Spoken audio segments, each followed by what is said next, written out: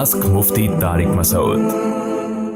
आपको इन चारों फिक़ा के मानने वालों में अगर कोई खराबी नजर आएगी ना, खराबी भी बहुत है, बिदतें बहुत हैं, वो खराबी इन चारों फिक़ा की वजह से नहीं है बल्कि इनसे खुरूज की वजह से है। बिदतों की तरगीब इन चारों फिक़ा की किताबों में कहीं भी नहीं है। उन्होंने जैसे हनफियों में जो बिदतें हैं वो हनफी होने की वजह से नहीं है, वो फ़िक़्ह हनफी को छोड़ने की वजह से हैं। उन्होंने उस चीज में अबू हनीफा को फॉलो ही नहीं कर रहे। वो समझते हो कि नहीं समझते? इमाम हनीफा ने कब कहा है कि मिलाद की महफिलें बनाओ? कहीं लिखा है फ़िक़्ह हनफी की किताबों में? कहीं भी नहीं है। तो इसी तरह फ़िक़्ह शाफ़ी में जो बिदतें हैं वो फ़िक़्ह शाफ़ी की वजह से नहीं है, वो फ़िक़्ह शाफ़ी से खुरूज की वजह से हैं। तो अगर उसी को फॉलो करेंगे ना जो मुरत्तब फ़िक़्ह है तो वो ठीक है बिल्कुल। उसमें इख्तलाफात तो सहाबा में भी मौजूद थे। तो अब कोई गैर मुस्लिम मुसलमान होता है तो उसको आप बोलें कि भाई हमारे यहाँ चारों फ़िक़्ह सही हैं, उनमें से किसी भी फ़िक़्ह को आप फॉलो कर लो। तो नॉर्मली जिसके हाथ में मुसलमान होता है ऑटोमेटिकली उसी को फॉलो कर रहा होता है। तो फ़िक़्ह हनफी की जो मसाइल की बेहतरीन मशहूर किताब है वो है बहश्ती ज़ेवर।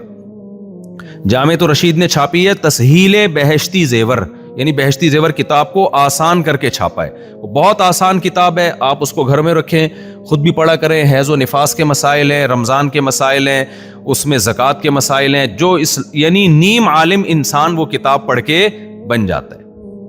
तो मैं लोगों को बहुत तरगीब देता हूँ। और जामे तो रशीद ने जो छापा है तो नीचे हाशिया भी चढ़ाया है। अब जाहिर है कोई भी किताब कुरान तो नहीं है ना, गलती तो हर किताब में हो सकती है। तो बहश्ती ज़ेवर के अगर एक दो मसलों में कोई हदीस थी जिसकी ज़ईफ़ हदीस की वजह से उन्होंने दिया तो नीचे उन्होंने हाशिए में बता दिया कि भाई ये हदीस सनद के लिहाज से ज़ईफ़ है। जैसे बहश्ती ज़ेवर में लिखा है 15 शाबान का रोज़ा सुन्नत है, लेकिन जो हदीस है 15 शाबान के रोज़े के बारे में वो कमज़ोर हदीस है। तो नीचे हाशिया चढ़ा दिया है कि भाई ये रिवायत कमज़ोर है, लिहाजा हम इसको सुन्नत नहीं समझते। तो दो चार खताएं तो दुनिया की हर किताब में हो सकती है ना। वो कोई दुनिया की कोई किताब ऐसी तो नहीं है कि पत्थर पे लकीर बन गई।